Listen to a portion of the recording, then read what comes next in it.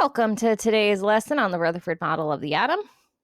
This learning target more so applies to the lab that we did, but regardless, here we go. All right. If you want a very broad overview of this and how it compares, falls in the timeline, you can look at the history of the history of the atom video, which is 2.1 and 2.2. You have excellent baby notes on those. Here is our very narrow view of just Rutherford. So before we even think about Rutherford, we have to think about Thomson and the plum pudding model. Plum pudding model looks like a chocolate chip cookie. He has this positive cookie dough with negative electrons all in it, okay? So Rutherford is just trying to get a better picture of what the atom actually looks like. What he does is he takes a lead box and he kind of like drills a hole in it. And inside this box is a radioactive substance. This radioactive thing is going to put out alpha particles. It's an alpha emitter, is what we call it. It puts out alpha particles. We know, or Rutherford knew, that alpha particles were positive. So he is aiming positives at this gold foil, kind of trying to figure out where that positive is, right? If the Thomson model was correct and the entirety of the atom was positive, then all of these alpha particles should be hitting and bouncing off, or they should be veering out to the side and making these weird deflection movements trying to get away from the positive part of the gold foil, right? So he lines this all up. He's got this detector screen wrapped around the gold foil. This detector screen kind of gets like a little pinhole type of mark in it every time the alpha particles are hitting it. Alpha particles are not that big, but it's kind of just like the radiation stream going through. If you can think of, if you haven't learned radiation before, X-ray is a type of radiation. X-ray is not that big of a deal, but if you are exposed to X-rays for a prolonged amount of time, it's not good for you. This alpha radiation is like 1,000 times worse than that, maybe more. I don't know the math, but it's really, really bad for you. Okay. It'll like burn your skin even though it's not hot. It's not cute. So it's going to put like a little mark inside this detector screen. And what Rutherford does is he counts all these little marks in the detector screen, and that's how he got his data. So it's got alpha particles headed towards the gold foil. 99% of them go straight through. Okay.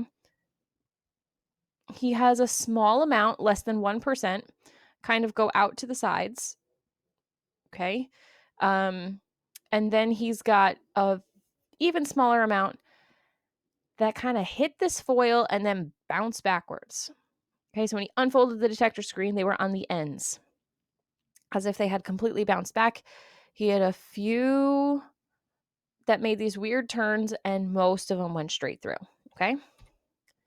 So he knows alpha particles are positive. He knows that it's the equivalent of a helium nucleus. It's got 2 protons, 2 positive pieces, and 2 neutrons. He doesn't know this just yet because we don't know about protons, and he's discovering the nucleus. But all he knows is that it's positive. And if he had a clue, he would know that this was 2 protons, 2 neutrons. Okay. But he does know that the net is positive. +2, and these basically count as 0. All right. So remember, most of these alpha particles went straight through the foil. That told him that the atom was mostly empty space. Okay.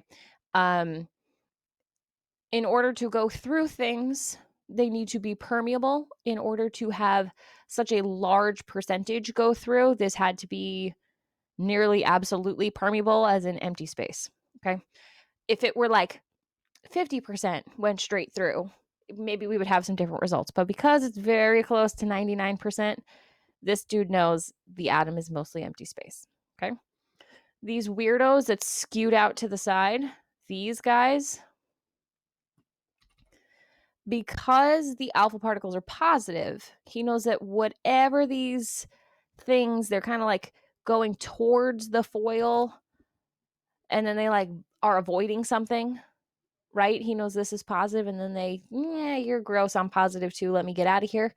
They veer out to the side, they're avoiding something positive. And because the amount of things that bounced back is so teeny, teeny, tiny, he knows that whatever is this positive thing must be very, very, very, very, very small.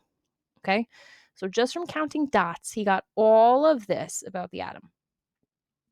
In conclusion, Rutherford determined that the atom is mostly empty space and contains a very small, dense positive nucleus. Reason he says it's dense is because if it's 99% empty space, that 1% needs to have all of the weight. So that is like crunching your entire body and putting it in your shoe and then still telling people that you are 5'6" tall. In that case, we took all of your mass and shoved you into a really, really, really tiny space. And that is the definition of density: high mass, small volume. So the entire mass of an atom is shoved into this teeny tiny little nucleus.